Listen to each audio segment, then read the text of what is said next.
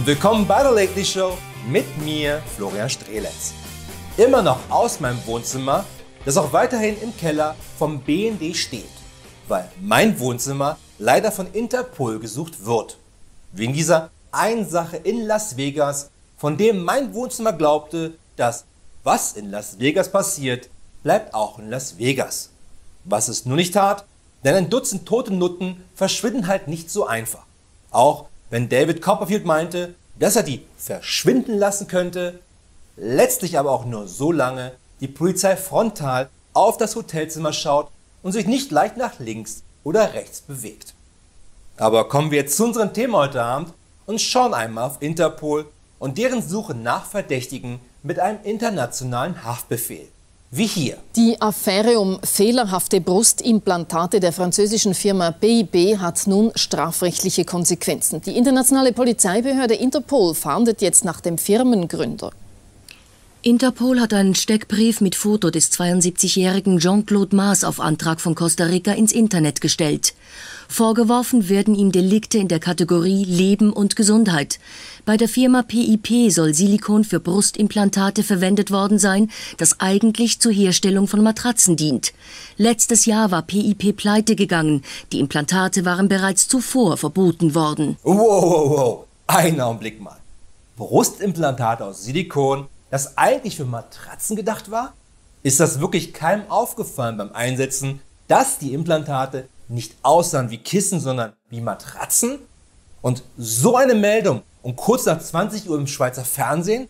Da könnten immer noch ein paar Kinder wach gewesen sein, die vergessen hatten, ihre Eltern rechtzeitig ins Bett zu bringen. Nur was wirklich scheiß lustig klingt, ist es nur leider nicht, weil diese minderwertigen Silikonimplantate des französischen Herstellers Poly-Implant Prothèse bei über 400.000 Frauen weltweit eingesetzt wurden. Nicht alles Künstlerinnen vom MDH oder OnlyFans. Und bizarrerweise wurde nicht nach dem Gründer von Poly-Implant Prothèse Jean-Claude Maas gefahndet, dem hier gerade urplötzlich eingefallen ist, dass er gelernter Metzger ist und kein Ingenieur für Brustimplantate, wegen billiger und gesundheitsgefährdenden Silikonimplantaten, sondern dieser wurde nur gesucht wegen mutmaßlicher Trunkenheit am Steuer in Costa Rica. Nun könnte man sich sicherlich fragen, wo denn Jean-Claude Maas sich vor der Ergreifung durch Interpol versteckt haben könnte. Vielleicht irgendwo in einem billigen Motel auf Indonesien? Oder in einer einsamen Hütte in Afghanistan?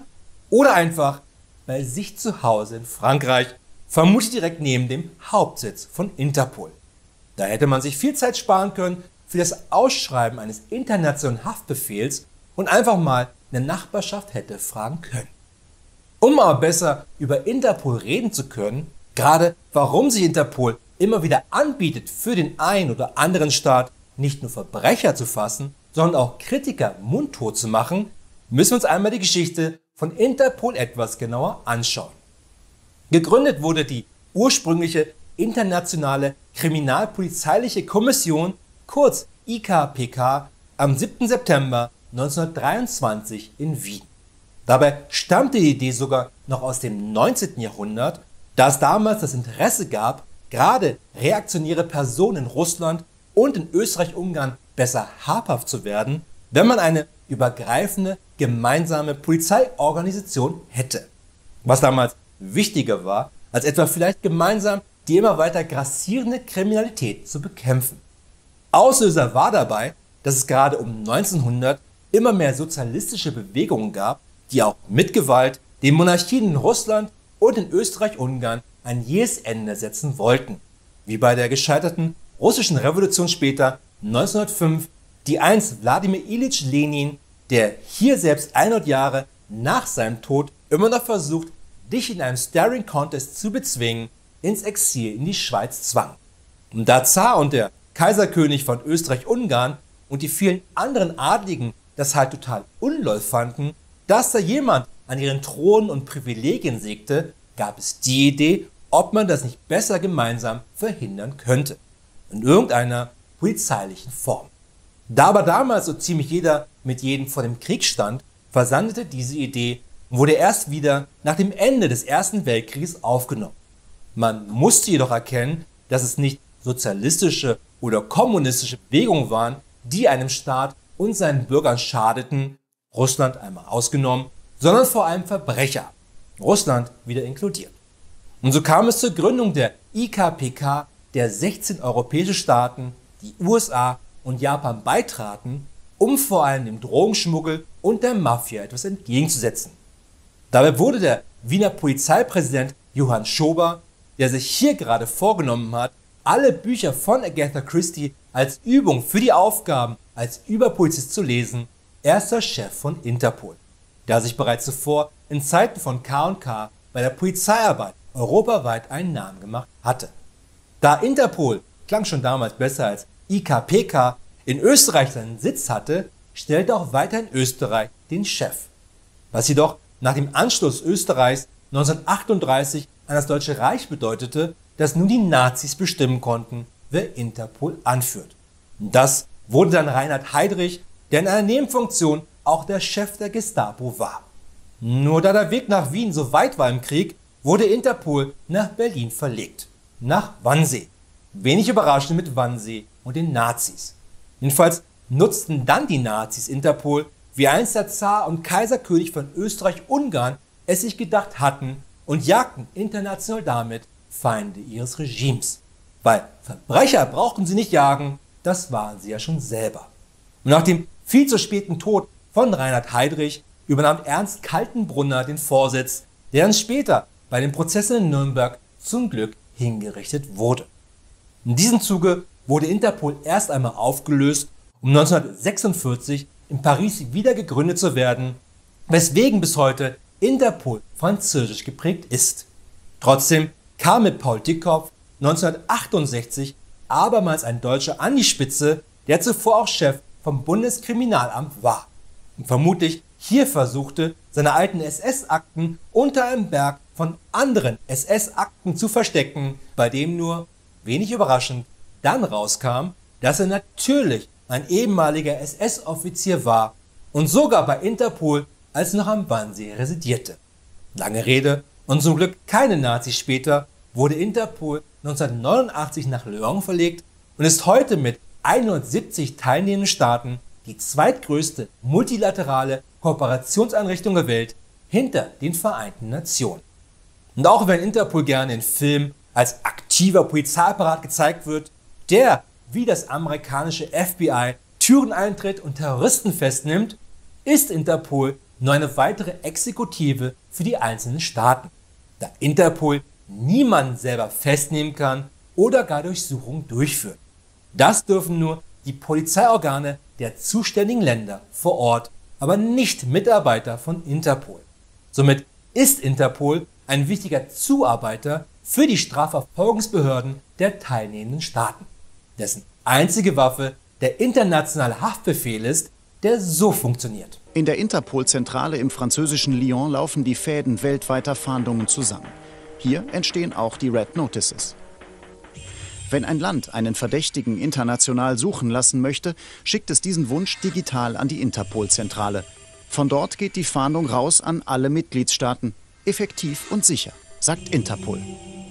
Die Beantragung einer Red Notice durchläuft einen mehrstufigen Prüfungsprozess, bei dem wir Spezialisten eingesetzt haben, bei denen Juristen hier am Werke sind, die jeden einzelnen Fall überprüfen. Das klingt doch erst einmal ganz gut, oder?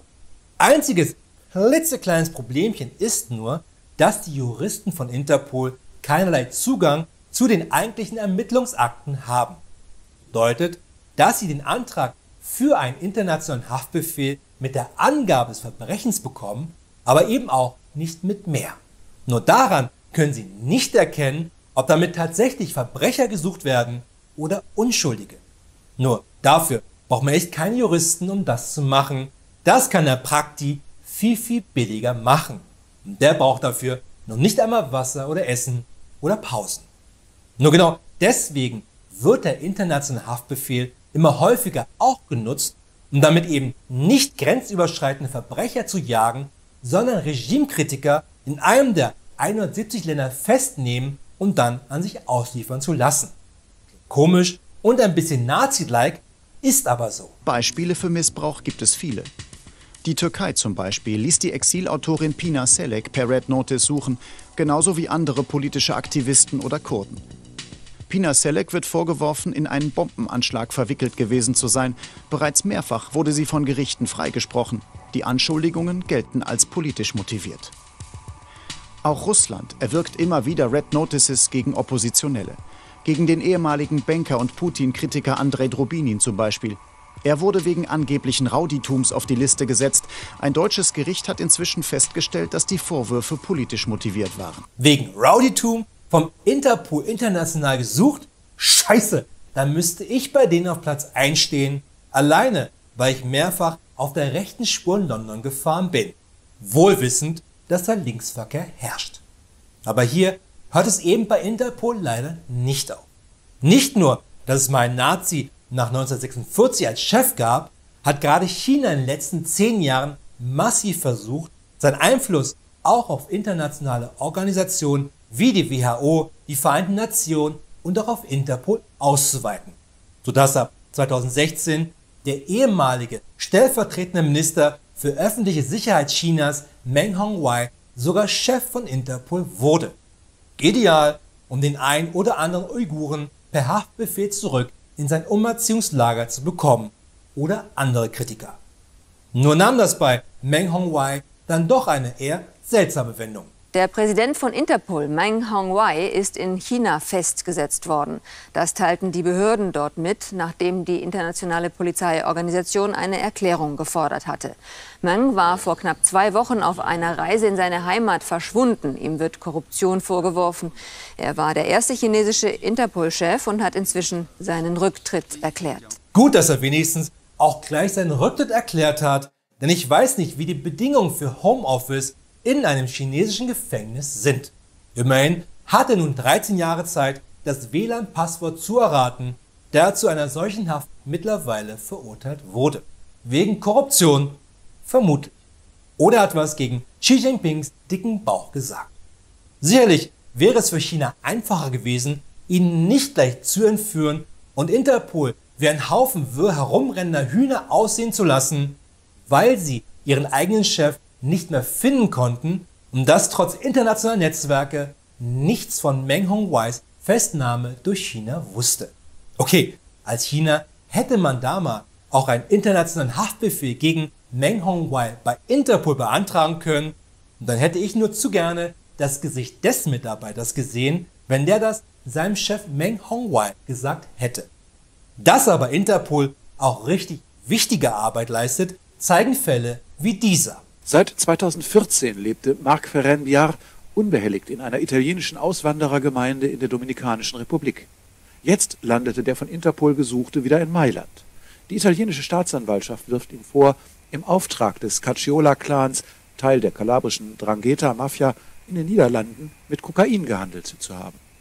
Zum Verhängnis wurde ihm sein Kochkanal auf YouTube, wo er mit seinen italienischen Kochkünsten glänzte.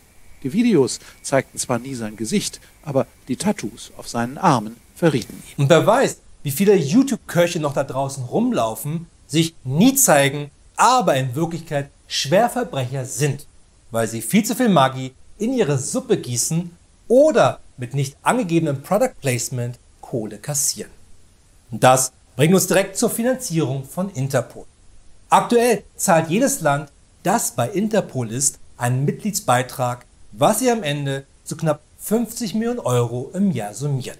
Was wirklich nicht viel ist im Kampf gegen internationale Verbrecher oder dem Kampf gegen den Terrorismus.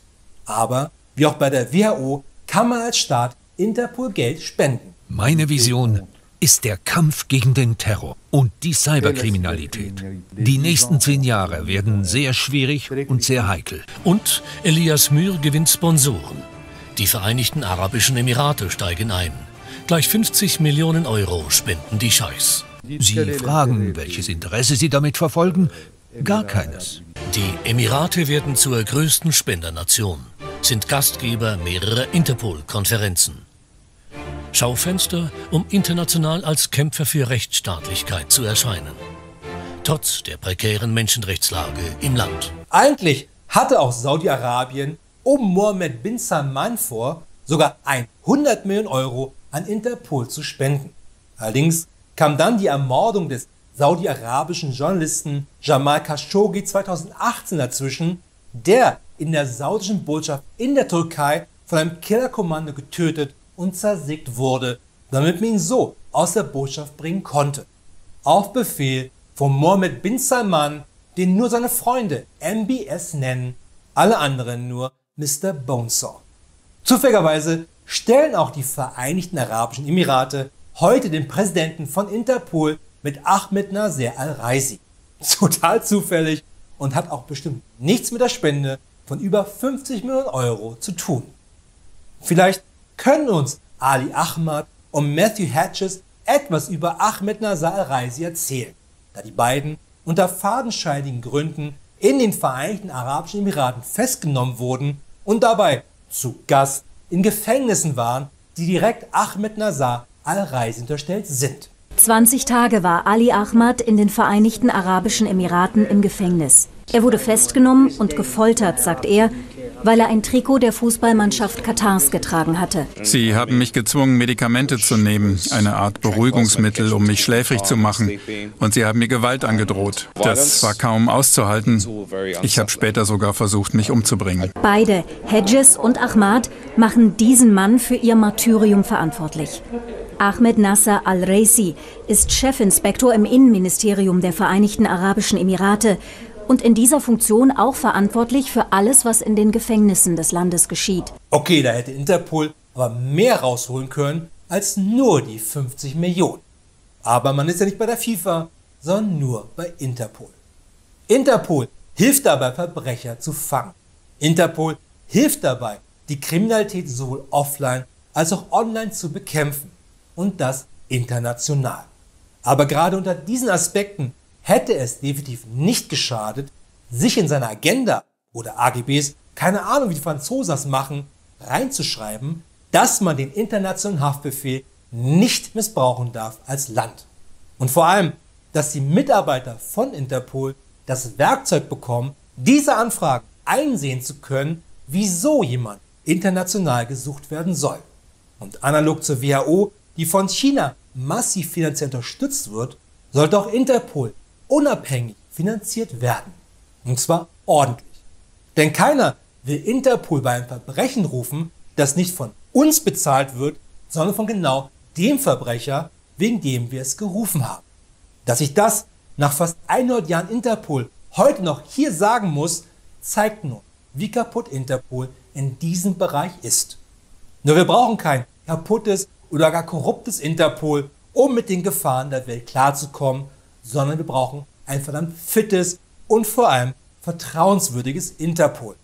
Und kein zweites Lieferando für totalitäre Staaten, das ihnen ihre Kritiker frei Haus liefert. Das war's wieder von der Show für heute, aber keine Sorge, wir sehen uns wieder in einer Woche, dann mit einer neuen Ausgabe der Lately News. Bis dahin eine gute Nacht und viel Glück da draußen.